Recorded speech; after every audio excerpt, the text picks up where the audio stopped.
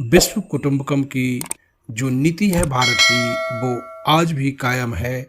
और भारत और भारतीय सरकार जब भी किसी दूसरे देश में मुसीबत आती है तो हर तरह से उनकी मदद के लिए खड़ा ना सामने आता है।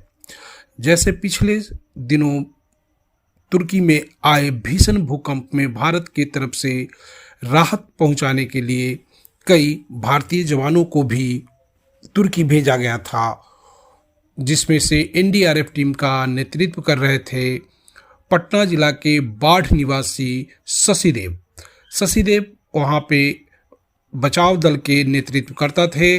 और उन्होंने बताया कि किस तरह से लोग मलबे में दबे हुए करा रहे थे और भारतीय जवानों ने कितनी साहस और शौर्य के साथ उन लोगों को मलबे से निकाला और उन्हें सुरक्षित उनके स्थानों पर या उनके घरों तक पहुंचाने का कार्य भी किया है।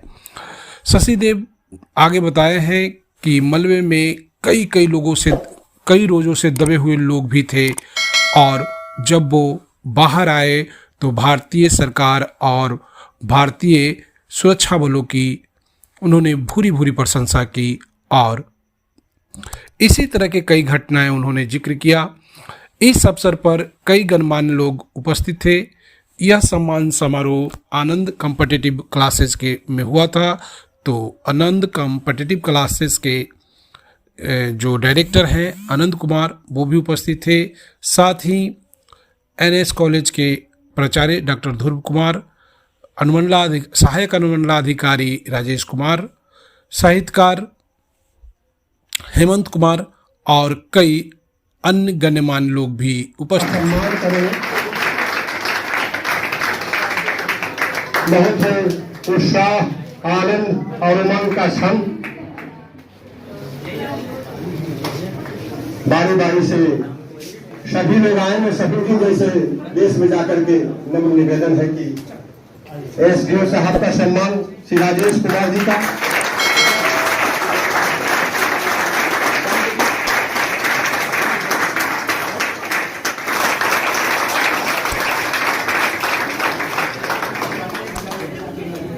रहते हैं, मेहनत करते रहते हैं। खेलकूद का काम हो, कला संस्कृति, गीत संगीत का सांस्कृतिक कार्यक्रम हो, सभी जगह जाकर के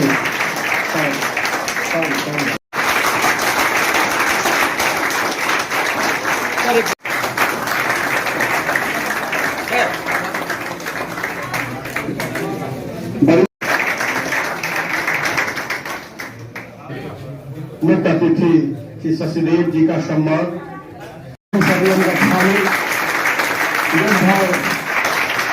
भगवान बुद्ध ने कहा कैसे अभिभावक जो जब आत्मीयता पूर्वक काम करते हैं उनका सम्मान करता है।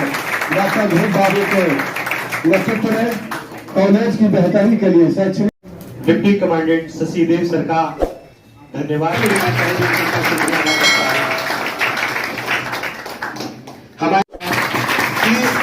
आज पीजी का एग्जाम चल रहा है, फिर भी सर ने एक बार में इस संस्था में आने के लिए हाँ किया और पटना से आकर बाढ़ में व्यस्त होने के बाद भी वो यहाँ आए, तो इनके लिए मैं और पूरे आनंद कॉम्पिटिटिव क्लासेस की ओर से धन्यवाद देना चाहता हूँ। और अंत में अशोक सर जो कि एनएस कॉलेज के कारगिल चौक पर आके बैठा हुआ था। आज दिन भर समय रोटी जो ले गया था वो खाने लगा। इतने ही देर में बीएन कॉलेज के तरफ से दो आदमी दौड़ते हुए आया। कहा कि एक आदमी मरा पड़ा हुआ है, गाड़ी उसको धक्का दे दिया। तो दौड़े हुए गया और लपट गया उसने। कहा कि मिल लो तो मरले मिल लो। तो मेरा यही कहना है कि हम लोगों को पहले आदमी बनना है, तब फिर जो बनना होगा वो बन जाएगा।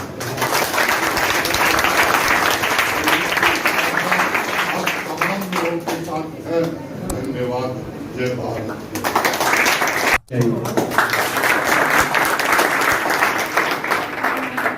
गाइडलाइन बनना चाहिए कि आनंद कोचिंग मतलब सफलता की बाढ़। लेकिन कभी भी कहने से आप जितने छात्र हैं आप पढ़ाई करें, मन से पढ़ाई करें। अब जो सर का जो कहानी बताए थे प्यास होने से शिक्षा की खोज के लिए, सर का मैं कहानी रिपीट करता सर, शिक्षा की खोज वैसी होती है कि मुझे कहाँ तक पहुँचना है, और जब आपके पास से अंदर पैदा हो जाएगी तो आपको सफल होने से कोई नहीं रोक सकता है।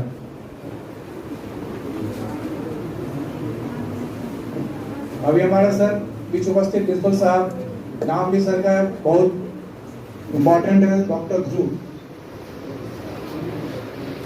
आप ही के बीच एक डॉक्टर ध्रुव द्वारा बन गया माइलस्टोन, बाकी नंबर आप लोगों का है। ध्रुव द्वारा बनेगा, अब आपके ऊपर जितना मेहनत करें। इसके बाद में हमारे अभिभावक स्वरूप हमारे कॉलेज के प्राचार्य, कॉलेज के प्रोफेसर साहब, हमारे एसडीओ साहब, जिन्होंने अपना कीमती समय निकाला। मेरे लिए सबसे बड़े सौभाग्य की बात है कि जिस कॉलेज में मैं पढ़ा हूँ, जिसके हम छात्र हैं, जिनके मार्गदर्शन में हमने अपनी करियर की शुरुआत करी थी, वो आज हमें सम्मान दे रहे हैं। ये हमारे लिए हमारे जीवन का सबसे महत्वपूर्ण पल है। और मैं आप जितने भी छात्रगण यहाँ खड़े हैं, यहाँ बैठे हैं, सभी से ये उम्मीद करूँगा कि आप लोग भी अपने लाइफ में कुछ ऐसा करें। मैं अपना एक संक्षिप्त परिचय देना चाहूँगा। मैं बाढ़ का ही रहने वाला हूँ, मेरा सिनेमा हॉल के पीछे मेरा मकान है। और मैंने 2009 में अनुभव नारायण सिंह कॉलेज से राजनीति विज्ञान में मास्टर डिग्री हासिल की थी। और 2009 की संघ लोक सेवा आयोग की परीक्षा में मैंने क्वालिफाई किया था, और मैं सीमा सुरक्षा बल BSF में मैं एज असिस्टेंट कमांडेंट भर्ती हुआ था। 2021 में मैंने 10 सालों तक भारत बांग्लादेश और भारत पाकिस्तान बॉर्डर पे ड्यूटी करने के बाद 2021 में मैंने राष्ट्रीय आपदा मोचन बल, जिसको NDRF भी बोलते हैं, नेशनल डिजास्टर रिस्पॉन्स फोर्स को मैंने एज ए डेपुटेशन के लिए मैंने सेलेक्ट किया। और ईश्वर की कृपा रही कि मेरा सिलेक्शन भी हो गया, और पिछले 2 सालों से मैं राष्ट्रीय आपदा मोचन बल कोलकाता में कार्यरत हूँ।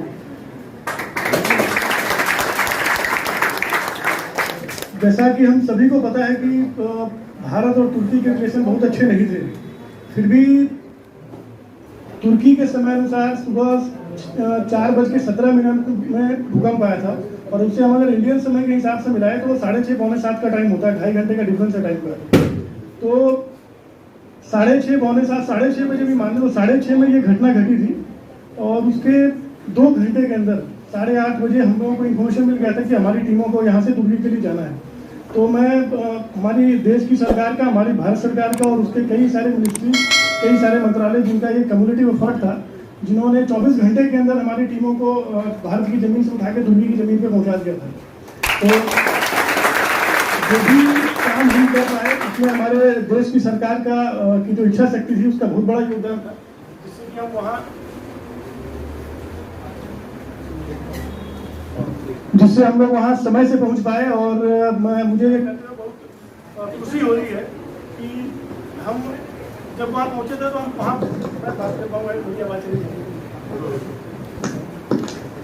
जब मैं वहाँ पहुँचा, सोल्जर को ऐसा नहीं है कि मेरी आवाज़ नहीं पहुँच पाएगी, सभी तक पहुँचेगी। तो जब हम लोग वहाँ पहुँचे थे तो हमारी टीम कुछ गिने चुने टीमों में थी, शुरू के 3-4 टीमों में थी, इंटरनेशनल टीमों में, जो तुर्की में सहायता के लिए पहुँची थी। वो सिर्फ और सिर्फ हमारे देश की मशीनरी और हमारे गवर्नमेंट ऑफ इंडिया का एफर्ट था, जिन्होंने 24 घंटे से भी कम समय में हमें तुर्की से भारत से तुर्की की ज़मीन पर पहुँचा दिया। और जहाँ तक मैं कहना चाहूँगा, कहानियाँ तो मेरे पास कई सारी हैं, जो कि मैं यहाँ के छात्रों से मिलता रहूँगा, बताता रहूँगा। सब लोगों के पास समय का अभाव है, तो मैं छोटी छोटी 1-2 घटनाएँ और जल्दी में बताना चाहूँगा। वहाँ रात को जब हम लोग पहुँचे, 5:30 बजे शाम में इंडिया समय था, वहाँ करीब 8 बज रहा था जब हम पहुँचे थे। वहाँ पहुँचने के बाद जिस एयरपोर्ट पे हमें पहुँचना था, हम उस एयरपोर्ट पे नहीं पहुँच पाए थे, क्योंकि ट्रैफिक काफ़ी ज़्यादा था, कई देशों की टीमें वहाँ आ रही थी। तो हमें किसी ऐसे एयरपोर्ट पे पहुँचाया गया, उतारा गया, जहाँ की अथॉरिटीज़ को पता नहीं था कि कोई इंडियन टीम आ रही है। तो जब भारतीय वायुसेना का C-17 2 मास्टर, जो कि दुनिया के जहाज, इतना बड़ा जहाज है क्या, इतनी बड़ी वो एयरक्राफ्ट था, जिसमें हमारे एक बस, एक ट्रक और 2 छोटी गाड़ियाँ, 4 गाड़ियों के साथ टोटल 50 रेस्क्यूअर्स और 15 दिन का सामान, जिसमें राशन से लेकर पीने का पानी तक भी शामिल था। हम इतना सब कुछ लेके गए थे कि हमारी टीमें 15 दिन तक वहाँ सर्वाइव कर सकती हैं, लोकल गवर्नमेंट के बिना किसी सहयोग के। क्योंकि हमें पता था कि जिस देश में विपदा आती है वो देश इतना सक्षम नहीं होगा कि वो विपदा के समय बाहर से आने वाली टीमों को सपोर्ट कर सके। तो अगर मैं बताना चाहूँ तो वहाँ पीने का पानी से लेके खाना बनाने की लकड़ी तक, कोयला तक, और अपनी गाड़ी जो हम ले गए थे, 4 गाड़ियाँ हमारे साथ ले गए थे कि कहीं भी ऑपरेशन के लिए जाना पड़ा तो हमें सरकार गवर्नमेंट से गाड़ी मांगने की जरूरत ना पड़े। उन गाड़ियों के लिए फ्यूल भी लेके गए थे कि 15 दिन तक जब हम काम करें तो हमें वहाँ की सरकार से कुछ ना लेना पड़े। कई सारे लोग जैसे हमारे सिंचाई में शामिल है, हम क्या करते हैं, रेडी टू ईट मील रखते हैं। जैसे हम, मेरी आदत है, मैं चॉकलेट रखता हूँ अपने पास में, डेरी मिल्क या सीरियल्स रखता हूँ ताकि हम जब भी भूख लगे चॉकलेट खा के अपना टाइम निकाल सकते। तो इस तरीके से हम लोग इतने सेल्फ सफिशिएंट थे कि हमने 10 दिन जो वहाँ काम किया, लोकल गवर्नमेंट से हमने कुछ नहीं लिया, और जितना हो सके जो तेल या जो राशन हमारे पास बच गया था, जो दवाइयाँ बच गई थी हमारे पास, वो सब हम वहाँ की टीमों को डोनेट करके आए थे।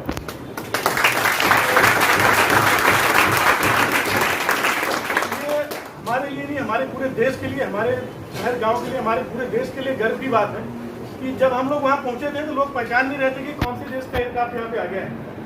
और जब हम वहाँ से वापस आ रहे थे तो कई सारे लोग, जितने भी लोग जहाँ भी हमने काम किया, वो सारे लोग गले मिल के हमारे से रो रहे थे। और मैं बताना चाहूँगा कि एक 18 साल का नौजवान जो हमारे साथ एज ए ट्रांसलेटर काम कर रहा था, क्योंकि जब मैं कोलकाता से गया था वहाँ के टेम्परेचर 25 था, 25-27 के करीब था। जब हम वहाँ पहुँचे थे तो जिस समय हम लोग पहुँचे रात को, उस समय -5 टेम्परेचर था वहाँ। तो इतनी ज़्यादा जो क्लाइमेट चेंजेस थे, और उसके अलावा जो तुर्की में लोग हैं वो कोई इंग्लिश भी नहीं जानते हैं। इंग्लिश के अलावा दूसरा लैंग्वेज की तो बात भी ना करें, वो लोग इंग्लिश भी नहीं जानते हैं कि जिससे कि हम उनसे कम्युनिकेट कर सकें। तो वहाँ की सरकार ने वॉलंटियर्स दिए थे हमें, वहाँ के लोग जो वॉलंटियर्स होकर आ रहे थे, जो टूर गाइड का काम करते थे वहाँ पे। आप सबको पता होगा तुर्की एक ऐसा देश है जहाँ इकोनॉमी का बहुत बड़ा पार्ट जो टूरिज्म से आता है। तो जो वहाँ के टूर गाइड थे वो विलिंग होकर आए थे कि हम इनके साथ मिलके जो बाहर की टीमें आ रही है उनको ट्रांसलेट करके उनको काम करने में कोई दिक्कत ना हो। तो ट्रांसलेटर था, 18 ईयर्स का सिर्फ था, वो कॉलेज का स्टूडेंट था, तो अभी पॉलिटिकल साइंस से मेरे सब्जेक्ट से वो ग्रेजुएशन कर रहा था। उसने बताया कि बड़ा सर मैं देश की नई जनरेशन हूँ और आपको मैं भरोसा दिला। साथ खो लिए थे, मेरी सासू ने अपना संस्मरण सुनाया कि मैं जिद करके पिताजी बाबूजी के साथ खो लिया। और जब शास्त्री जी पहुँचे अस्पताल में, बहुत सारे हमारे सैनिक जख्मी थे। उसमें मैं सैनिक का नाम विस्मृत कर रहा हूँ, भूल रहा हूँ। उनका हाथ कट चुका था, हाथ उनका काट दिया गया था इतनी उसमें जख्मी हालत में। तो वो शास्त्री जी ने जब उसके सिर पर हाथ फेरा, लाल बहादुर शास्त्री जी ने, तो वो सैनिक रोने लगा, फपक में रोने लगा। शास्त्री जी ने कहा कि तुम भारत के सैनिक हो, भारत के तुम जवान हो, और तुम्हारी आंखों में आंसू। उसने जो जवाब दिए याद रखिएगा, उसने कहा कि मैं इसलिए नहीं रो रहा हूँ कि मेरे हाथ कट गए, मैं अपाहिज हो गया, मैं इसलिए रो रहा हूँ कि मैं भारत का सैनिक हूँ, सिपाही हूँ, फौजी हूँ, और मैं भारत के प्रधानमंत्री को सलाम नहीं कर पा रहा हूँ सैनिक में। और हम सबों को उसी विरासत को, उसी थाती को, उसी धरोहर को अक्षुण्ण बनाए रखना है, उसके वजूद को जिंदा बनाए रखना है। आप तमाम लोग यहाँ पे आए, आप तमाम लोग के प्रति धन्यवाद। लेकिन धन्यवाद की जो महत्वपूर्ण प्रक्रिया है, मैं कैसे यशस्वी व्यक्तित्व को अभी तक बचा के रखे हुए अपने तर्कस में, आदरणीय श्री सुनील भैया से सादर निवेदन है, आप अच्छा बोलते हैं, लंबा बोलते हैं। इस अवसर पर आप उनके पहले 3-4 जो महत्वपूर्ण छात्र यहाँ से पढ़ करके सरकारी नौकरी में गए हैं, उनका एक सम्मान का कार्यक्रम आप तमाम लोग के कार्यक्रमों से हो जाए, उसके बाद आप विदा लेंगे। तो आप आनंद जी नाम पुकारेंगे नहीं ले। सबसे पहले मैं तुषार राज को बुलाना चाहूंगा, ये जल्दी से आ जाए। और में इनका फाइनल सिलेक्शन हो चुका है सर, और डिफेंस भी इनका मिला है। एक ऐसा छात्र है जिसके बारे में मैं बताना चाहूंगा कि अभी एसएससी सीजीएल में मेंस में मैथ में पूरे 200 में इन्होंने 197.5 मार्क्स लाया है, जो कि मेरे लिए भी एक बहुत बड़ी बात है। तो आइए सानू, सर को दीजिए, सर को दीजिए। और मैं चाहूंगा कि सभी लोग, सभी हमारे अतिथिगण इस छात्र पर विशेष अपनी कृपा बनाए, शुभ आशीष दे, क्योंकि ये मेरे इंस्टीट्यूट का एक तरह से उसका नाम भी मैंने सुपरवाइजर एसएससी रखा है। एसएससी में इनकी नौकरी हुई है और ये राजस्व कर्मचारी के रूप में काम कर रहे हैं। तो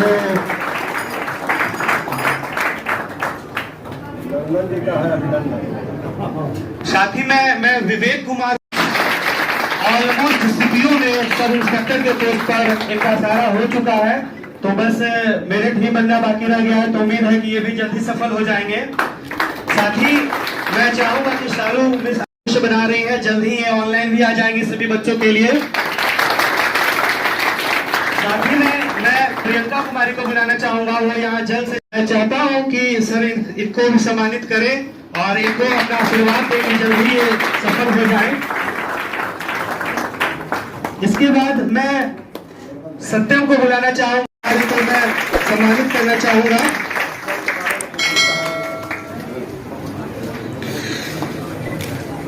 और इसके बाद मैं चाहूंगा कि सत्येंद्र कुमार वो भी यहाँ आए, ये आशीष पाए।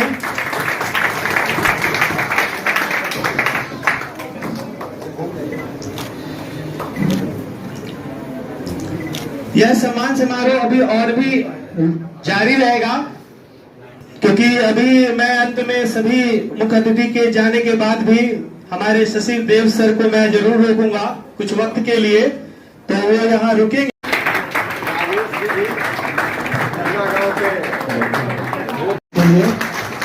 क्योंकि आज के टाइम में मैंने देखा है हेमंत सर को कि कैसे जिंदगी में मुश्किलों का सामना करते हुए भी। उसके बाद मैं बुलाना चाहूंगा अभिलाषा कुमारी को।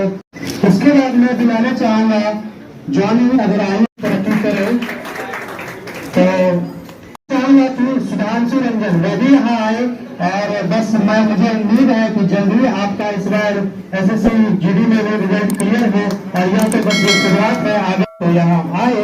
उसके बाद मैं बुलाना चाहूंगा प्रीति कुमारी, साथ ही निधि शर्मा, नंदिनी कुमारी, आप दोनों यहाँ पे आए और सर के यहाँ से वो राजा कुमार आप जल्द यहाँ से आए और मोंटी कुमार आप भी यहाँ पे आए। श्री यादव जी उनके पुत्र है, प्रिय मनीष सम्मान हो रहा है, तो तालियों की गड़गड़ाहट जरूर होनी चाहिए, क्योंकि मुझे उम्मीद है कि संकट से जल्द सफलता मिलेगी। इसके बाद मैं अरुण को बुलाना चाहूंगा। अरुण जल्द ही यह सम्मान समारोह में आपको मेरा जो आशीर्वाद है उससे आप जल्दी सफल हो जाए।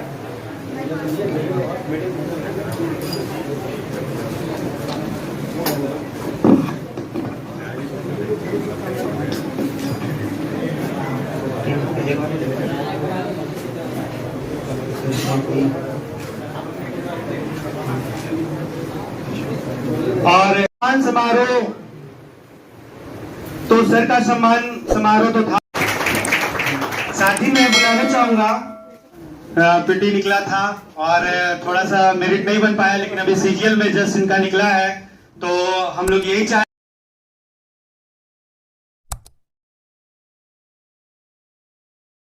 कश्यप आप भी यहाँ आए और सर के हाथों आपका भी सम्मान होना है, तो सर का आशीर्वाद आपको भी मिले। सर यहाँ आए तो इन बच्चों की तरफ से मैं आपको एक बार सारे लोगों को जानना चाहिए। और अंत में हेमंत सर अपनी पुस्तक संजा बाती सर को भेंट करते हैं, एक जोरदार ताली।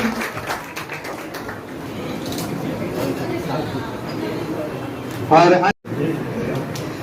अंत में कार्यक्रम गजियनतेप एक इलाका, आप इसमें सर्च करेंगे गूगल में तो गजियनतेप एक इलाका है जहाँ पे एपी सेंटर था अर्थक्वेक का।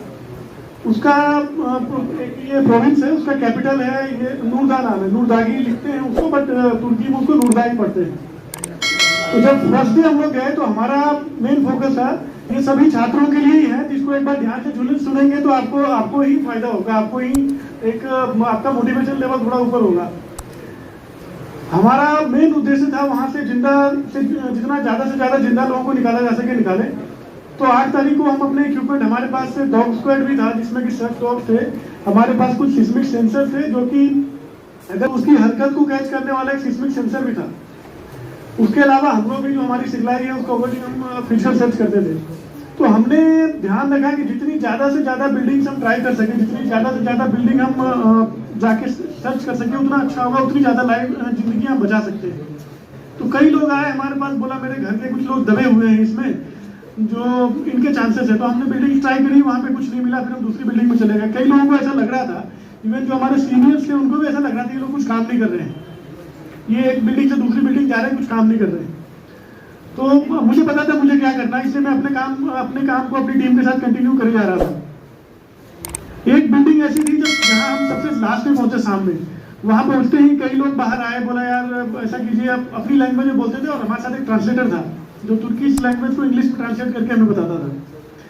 तो उन लोगों ने बोला इस बिल्डिंग में 2 बच्चों के, एक माँ और एक बच्चे के जिंदा होने के चांसेस हैं, जो इस जगह से इन्होंने कल रात को आवाज भी सुनी थी। तो हमने वहाँ पे खुद सर्च करके देखा, अपने सिस्मिक सेंसर्स भी लगाए, डॉग स्क्वाड को भी डाला, वहाँ से हमें कोई इंडिकेशन नहीं मिले। बिल्डिंग की दूसरी साइड में, उसी बिल्डिंग की दूसरी साइड में स्मेल आ रही थी काफ़ी ज़्यादा, मतलब कोई डेड बॉडी की स्मेल आ रही थी। तो हमने जब पूरे दिन के एफर्ट के बाद हमें कुछ नहीं मिला, तो हमने कहा चलो लाइव विक्टिम होने के चांसेस इस इलाके में कम है, तो जो डेड बॉडीज है वही निकालते हैं, ताकि जो लोग हैं उनको कम से कम उनके घर वालों की बॉडी मिल जाए लास्ट राइट के लिए। तो हमें स्मेल आई, स्मेल की तरफ हम लोग गए तो वहाँ देखा एक कंबल लटका हुआ है, एक छत, 4थे माले की छत वो नीचे आ रखी थी बिल्कुल जमीन पे, और उस छत से कंबल लटका हुआ है। तो जब हमने कंबल हटा के देखा तो सामने दिख रहा था एक लेडी और उसके साथ एक बच्ची, दोनों फीमेल थे, दबे हुए थे और मर चुके थे, और उनकी बॉडी डिकम्पोज होनी शुरू हो गई थी, स्मेल आ रही थी। और सिचुएशन ऐसी थी कि जैसे ये घर गिरा हुआ है और जिसके लोग अंदर दबे हुए हैं या जो लोग बच के निकल गए थे घर से, भाग गए थे टाइम से, वो सब सड़क के किनारे सर्दियों में आग जला के पूरी रात पूरे दिन इंतजार करते थे कि कोई तो आए, इनके घर वालों को निकाल दे या इनकी डेड बॉडी से निकाल दे। तो जब हमने उनसे पूछा कि अगर आप लोग परमिट करो तो ये डेड बॉडीज हम निकाल सकते हैं आपके घर वालों के, एक ओल्ड एज लेडी थी, उसने बोला एक मेरी बहू है और एक बोला मेरी पोती है और मेरा बेटा और उसके साथ 2 बच्चे, वो बोला अंदर दबे हुए हैं, वो जिंदा है। तो मैंने कहा अगर आप परमिट करो, हमने तो चेक कर लिया कोई जिंदा आदमी के चांसेस यहाँ पे है नहीं, अगर आप परमिट करो तो ये दोनों डेड बॉडीज हम निकाल के आपको हैंड ओवर कर देंगे। तो उन्होंने मना किया, बोला नहीं मत निकालो। तो मुझे बड़ा अजीब लगा कि अपने लोगों की बॉडी भी नहीं चाह रहे। तब जो ट्रांसलेटर था उसने बताया, बोला सर ये लोग अभी भी उम्मीद कर रहे हैं कि उसका बेटा और बाकी जो घर के लोग हैं जिंदा है, और अगर हम इसको हटाएंगे डेड बॉडी को निकालने के लिए तो बाकी जो स्ट्रक्चर है वो भी कोलैप्स कर जाएगा और वो जो जिंदा होने के चांसेस वो भी दब जाएंगे। मतलब ऐसी सिचुएशन में जहाँ उसके घर के लोग 5-6 लोग दबे हुए अंदर मर चुके हैं, जिंदा किसी को नहीं पता, और 2 लोगों की बॉडी दिखी, उस बॉडी को नहीं निकालना चाह रहे हैं, इसलिए नहीं निकालना चाह रहे हैं। तो मैं ये कहना चाहूँगा आप लोगों की, ऐसी सिचुएशन थी जब उनके पास ना घर था, ना खाने को था, कुछ नहीं था। उनकी गवर्नमेंट हालांकि सब कुछ आई थी, फिर भी वो माइनस टेम्परेचर में भी, सब जीरो टेम्परेचर में भी घर के बाहर बैठे थे, वेट कर रहे थे कि कोई तो आके उनके घर वालों को निकाल दे। और डेड बॉडी देखने के बाद भी स्मेल भी आ रही है, देख के पहचान भी रहे हैं। उन्होंने उसको निकालना सही नहीं समझा और ऐसी परिस्थिति में उन्होंने अपना दिल दिमाग एक जगह रखा कि नहीं, पहले हमारी प्रायोरिटी जिंदा लोगों को निकालना। अगर इन डेड बॉडीज को निकालने में बाकी की बिल्डिंग अनस्टेबल होकर गिर जाती है तो जिनके चांसेस है जिंदा होने के वो भी मर सकते हैं। तो जब वो लोग ऐसी स्थिति में भी अपना हिम्मत बनाए रख सकते हैं और ये पॉजिटिव माइंडसेट रख सकते हैं कि कोई ना कोई अभी भी जिंदा है मेरे परिवार का, तो जब हम प्रयास करते हैं अपने कंपटीशन में, कई बार जाते हैं, हमने भी कई बार प्रयास किया, 5 बार 6 बार 7 बार प्रयास किया, जब लगता था कि फाइनल में जाके छट जाते तो लगता था कि यार जिंदगी खत्म हो गई, अब तो कुछ नहीं होगा। लेकिन बार बार फिर वही लगता है कि नहीं, अभी तो हमने अपना 100% दिया ही नहीं। अगर अपने आप को आप ईमानदारी से देखें तो जिस दिन आप अपना 100% दे देंगे उस दिन आपको 100%, 110% आपको सफलता मिलेगी। अगर अपने आप का आप इंट्रोस्पेक्शन करें, अपने आप को आत्ममंथन कर दिया है, जिस दिन आपने ये सोच लिया कि आपका 100% आपने दे दिया, उस दिन मेरा यही कहना है कि जब वहाँ के लोग ऐसी विषम परिस्थिति में हिम्मत बनाए रखते हैं, अच्छे माहौल में रह रहे हैं और हम और अच्छा बनना चाहते हैं और अच्छा कुछ करना चाहते हैं, तो हमें इतनी जल्दी हिम्मत खोनी नहीं चाहिए और हमें प्रयास करते रहना चाहिए। वो जो बोलते हैं ना कि लोग मतलब 90% तो अचीव कर जाते हैं, लेकिन 100% के लिए जो लास्ट में रॉकेट का थ्रस्ट लगता है वो नहीं लगा पाते, वहाँ जाकर अटक जाते हैं। तो हमें अपने आप को रिकंसाइल करने की जरूरत है, अपनी एनर्जी को समेटने की जरूरत है और एक बार पूरा थ्रस्ट लगाने की जरूरत है कि जहाँ हम फंस रहे हैं उस स्टेज को हम आगे क्लियर कर जाए। Thank you.